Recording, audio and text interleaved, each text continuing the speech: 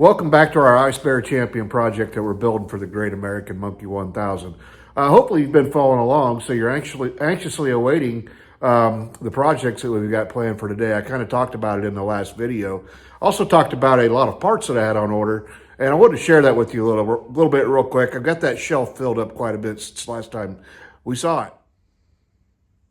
All right, look at that. She's full like I told you she'd be. I'll just run through real quick, kind of show you what we got. Of course, we've got the world's best aftermarket CT70 exhaust system right here from Bart Moto Co. I think that's really going to set this bike off with it being black. And no, this isn't a show bike, but if I'm going to be replacing parts, I might as well make it look cool in the process, right? Here we've got an oil cooler kit. Again, another thing I rated from the Bart Moto Co. parts bin. Here we've got, I think, what's going to be one of our auxiliary fuel tanks. Still working out that, but this one's going to go on the, let's see, the left side, so it'd be the shifter side of the bike. And then we've got these new shocks here that we kind of splurged on. You can see they've got some adjustment on them. They are a D&M MKAR. Picked these up from Bart Moto Co. as well. He says these are about as good as they get. He claims he's got some custom oiling and whatnot that he's got set up on the inside of them. I'll take his word for it. Then another thing we're going to do is we've got a rear hub. And I hinted about this, but this bike actually has the bolt-on sprocket hub. You can see, and we're going to go and we're going to swap that out with a more, I call it conventional. This is what the CT70s originally came with, which is this cush drive hub. These are rubber dampeners. There's little ears that go in there from the sprocket. That's how the sprocket engages the hub. It is not directly bolted to the hub itself. Having had another bike with the bolt-on sprocket, I can tell you I suppose it has its advantages, but in terms of comfortable drivability, it gives you a really twitchy on-off feel to the throttle. There's nothing there to take up that shock of the torque from the chain. So considering the type of riding that we're going to be doing on this trip, I thought it was kind of a no-brainer to go with that. But I did decide we're going to go with the IRC tires. So these units here, if you're interested, they are available. I really don't have anything else to put them on right now. I'm talking about the ones on the right with the yellow labeling on the packaging there. Then I got some mushroom hand grips, again from Bart Moto. These things are super soft, and that's what I was looking for. There's the buddy pegs. I went ahead and zipped them off. We're not going to leave them on there, so I took them off earlier.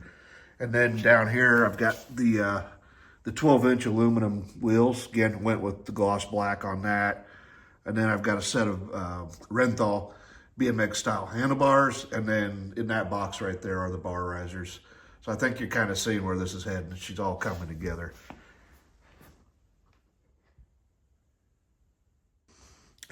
So yeah, getting back to the bike, I guess I have been busy on a couple little things off camera throughout the week, just working on some of the lighting stuff.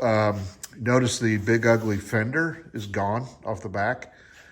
It's been replaced with another unit from Bart Moto Co. That is a LED taillight and turn signal unit with a license plate bracket all integrated into one.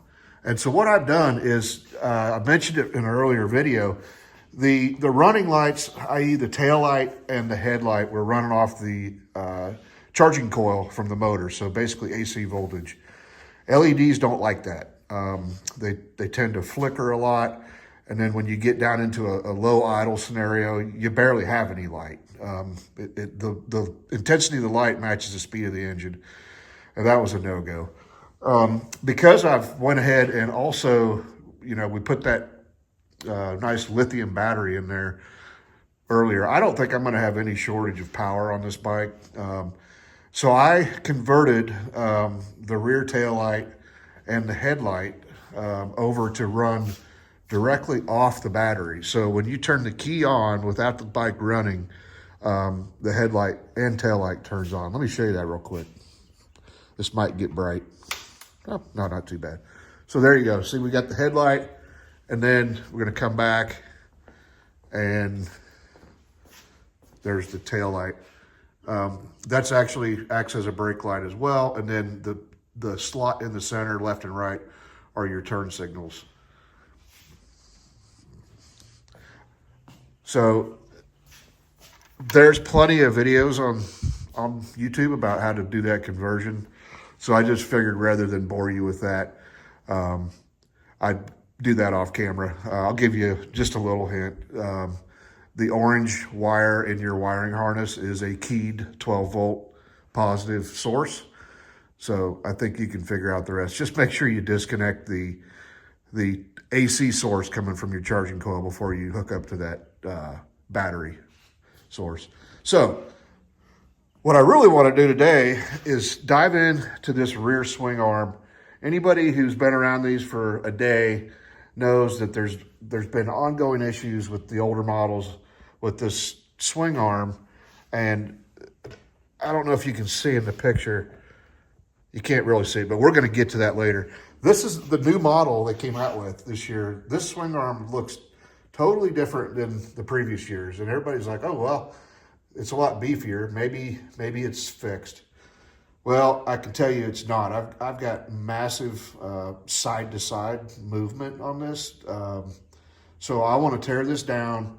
While we're doing that, obviously we're going to replace those shocks when we put things back together. We're going to replace the hub, the rear wheel, probably do the, well, not probably, going to do the re-gearing on the sprockets because we have to change that. And then I have figured, kind of planned this out. I'm going to have to swing this muffler out. I don't know that I'm going to put the new one on yet, but we'll see. And then this, the brake pedal is going to have to come off because that right there is your swing arm bolt. So just to kind of give you an idea, it's fairly major surgery, but I don't think it's going to take too long. So let's get set up here, and I'm going to start ripping this thing apart and kind of talk you through a few pieces of it here and there, and then we'll get down to where we can take a good look at that swing arm and see what's going on with it. All right, I should have said this earlier. We are also going to have to take off the chain cover here on the engine, and then I'm going to take the chain guard off just to make this easier. There's one bolt here on the chain guard, 8mm. The other part of the bracket sits behind the shocks. We won't be able to completely remove that until we have the shocks off. We'll grab this real quick, and then after that, I went ahead and I already removed the master link on the chain. I'm going to pull the chain off too.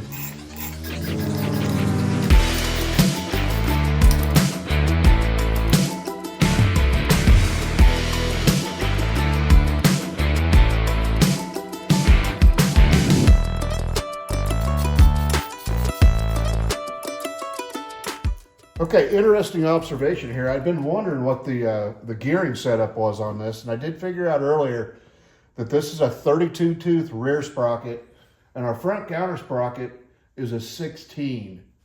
So what I purchased for my cush drive replacement is a 33, and I had bought a 16 as well because I wasn't sure what was on here. So I've got a spare counter sprocket, whatever.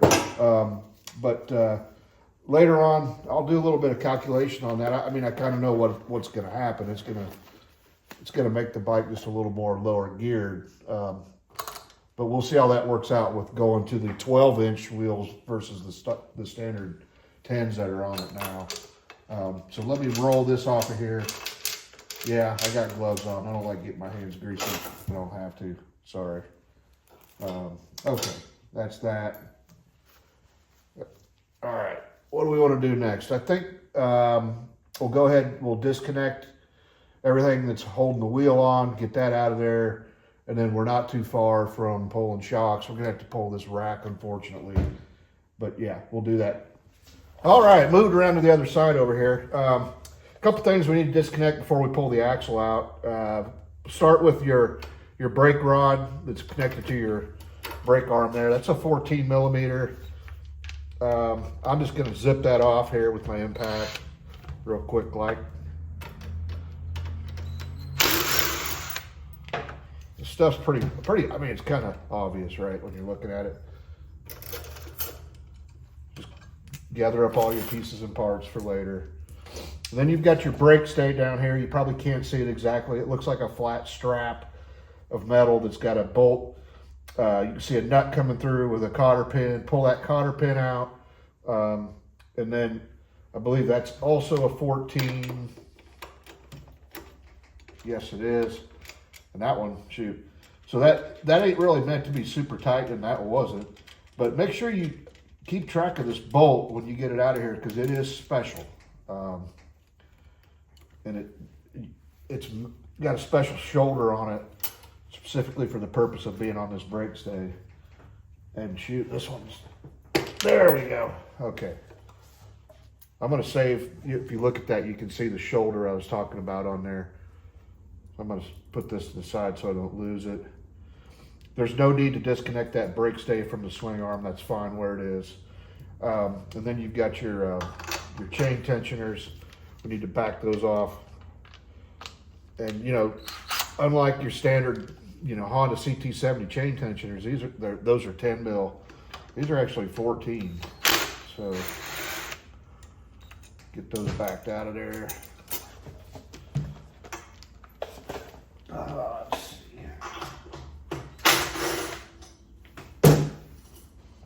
Okay, we are, oops, missed a little washer there on that. All right, we are close to having this back wheel out of here. So the axle nut is over here, and then on the non-nut side of it, you've got a little head with a hole in it. You should be able to stick something in there to keep that from turning once you break that loose. That's a 17 millimeter. I'm gonna pop that off real quick like, then we should be ready to pull this wheel off.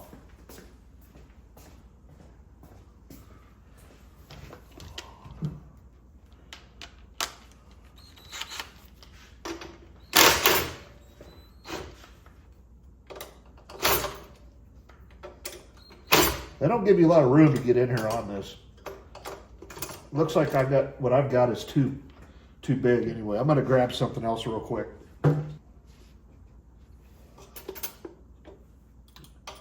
That'll work. Not as big as I wanted. Now pay attention when you start pulling this apart. There's spacers on either side of this setup that you want to make sure you know where they go back when you're finished. Okay, now let's see if that axle just pulls out of there. Get these chain tensioners out of the way.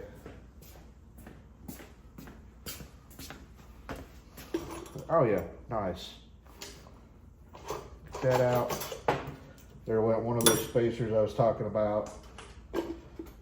The other one is right here.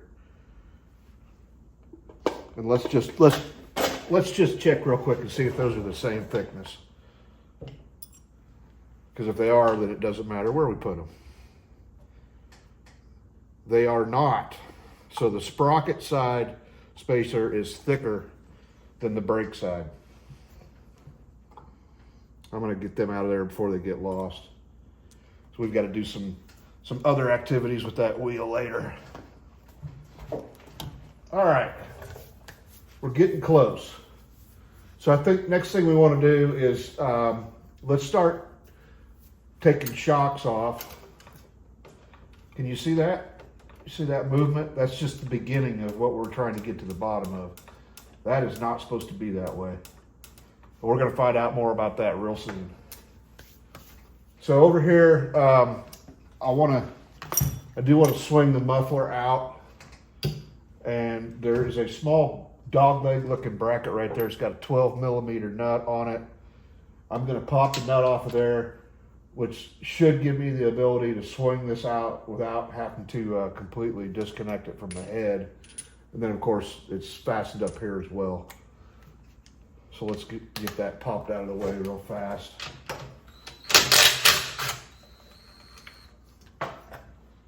All right. Hopefully that does the trick for us. I think it will. Next up, as much as I hate to do this because it was such a pain to put on there, I think I'm going to pop this back rack off real quick. All right, guys, off camera, I got that rack off there. It was about as much fun taking it off as it was putting it on a few days ago when you watched it on video. Went ahead, I popped the nuts off the top of both shocks, and then I was able to, as I mentioned, get that muffler swung nicely out of the way without completely removing it. Just be careful, I did not bend anything. I literally turned the flange inside of the head a little bit. So just be careful. If it doesn't willingly do that, you're gonna have to loosen it up in the head. So I think next up on the agenda, we'll get these shocks off here real quick, and then we're going to take a look at how bad this swing arm situation is. These are 14 millimeter acorn nuts holding these shocks on, and then you'll just have to take note of the placement of the various washers. Bottom line is there should be a washer for sure on the outside over the rubber bushing. But let me grab these off here real fast.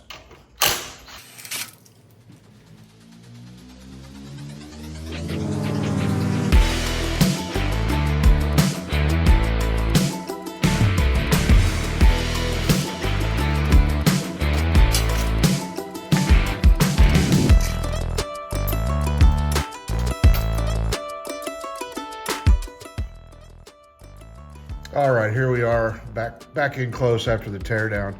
Been trying to figure out a way to show you on camera the amount of play that this swing arm pivot point has, and I'm gonna see if we can catch it here. I know you can see it moving. You just have to look really close. You're probably thinking, that's nothing. Well, guess what? Move it out about a little over a foot out here, and we're easily a 1/4 inch slop in each direction, and that being so bad with the kind of work we're about to put this thing through is only going to get worse. So I'm going to go ahead and we're going to pop that swing arm bolt out of there, and we're going to do a deep dive examination on what exactly this thing is. All right, swing arm bolt, 14 millimeter nut on this side, 13 millimeter bolt head over here. I'm going to zip this thing off.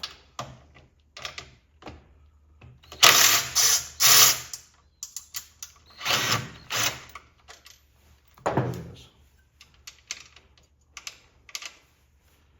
Let's see how hard that is to get out of there.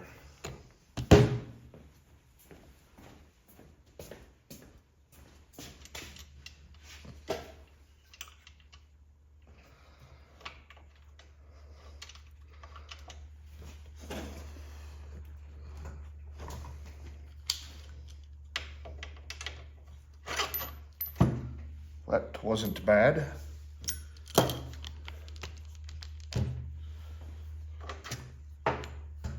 All right, note these little cup washer dealios.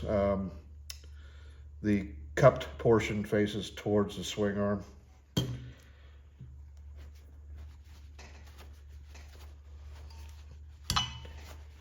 All right, I'm gonna get you guys in here where you can see what I'm seeing, and let's figure out what the problem is. All right, time for a little bit of analysis here. So here we go. We've got this out of there, and it's got a, it looks like a metal collar with rubber bushing type thing with another metal insert inside of that. So standard like rubber style bushing. Same thing on both sides. I did note that the bolt is not super height. See, I've got some, hear that? That's play. So I'm sure that's contributing to some of our movement. And I know it can be better than that. I know I've seen a much tighter fit there. So I've got an option here. I could press those bushings out, and I've purchased these Delrin bushings from a seller on eBay. He specializes in making these for these clone swing arms because it's such a problem. I'll put a link in the description of these if you're in this situation and you'd like to try this or decide this is the route you want to go. I can press those in there, and I know, at least as far as tightening up this, it's going to. See how tight that is? That's a nice tight fit. That's what we want. And I have 1,000% confidence in these being durable for the task that I'm going to put them through. But then, you know, then I start looking at it, and it's like, well, this unit, this is new for this model year. The previous years were not nearly as stout as this one. And, you know, it looked good, you know, from the surface. I'm not sure. Do I trust this? Do I trust this for 1,000 kilometers across some place in the country I've never been, through the desert, through the mountains, through the trails, who knows what? Do I trust this? Or do I go and buy a name brand unit from like Bart Motoco? He's got some nice ones. I was looking at one today. It's like a 1.5 inch extended unit for like $180 some. Do I do that and just go with the sure thing? I don't know. Drop a link down, or drop a comment down below. Give me your opinion on that. This thing does not have an unlimited budget, and I'm sure if you've been keeping track of what I've bought for it so far, this is far from a $1,500 bike delivered anymore. So yeah, I want this to be reliable for the Great American Monkey 1000, but at the same time, if I don't have to upgrade something, I don't want to.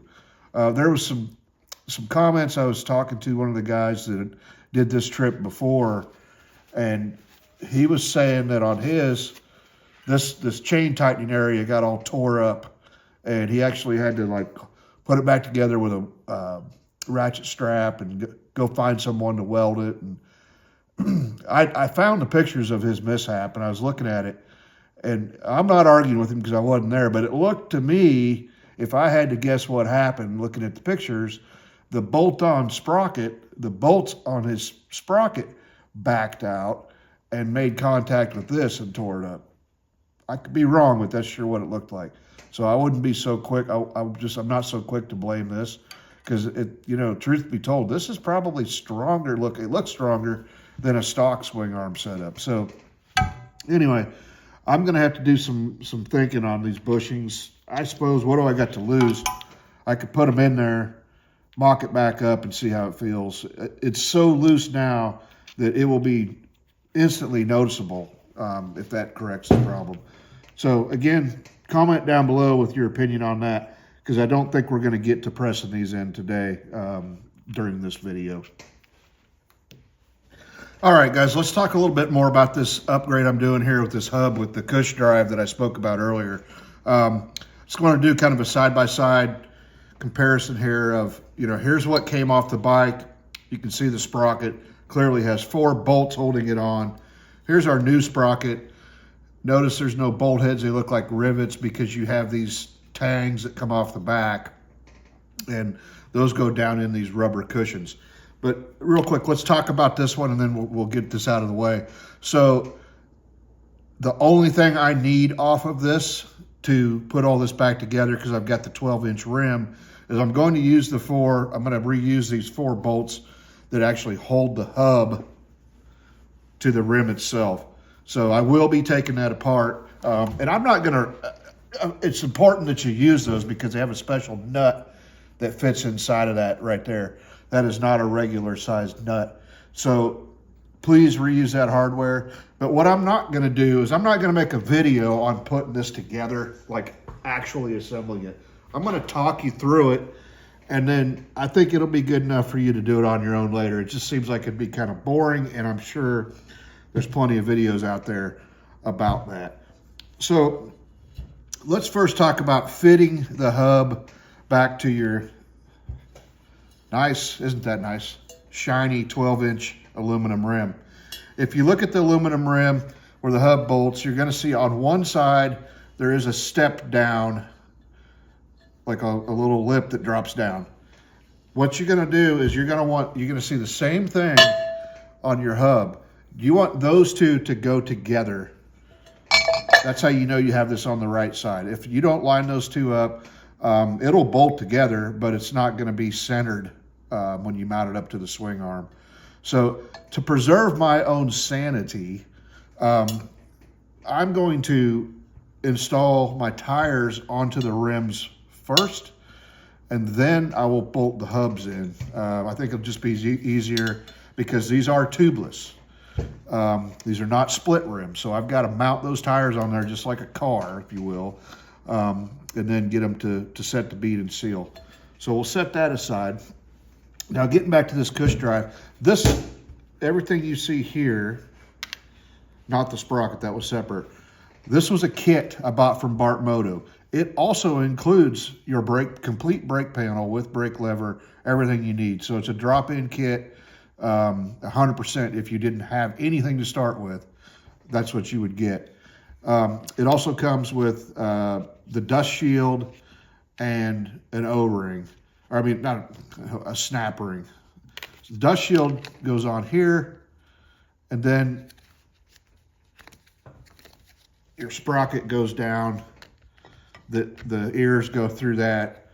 This gets pressed all the way down. These get pressed all the way down into these rubber cushions. And with these being brand new, it's going to take a little bit of work to get that all the way down and seated. I suggest probably a little bit of WD-40 and, like a rubber mallet or something. Don't go beating on this with your sledgehammer. There's no need for that. But what happens is with the dust cover on here, this on here, fully seated, it drops all the way down, and there's a lip right here. You can't miss it, a groove.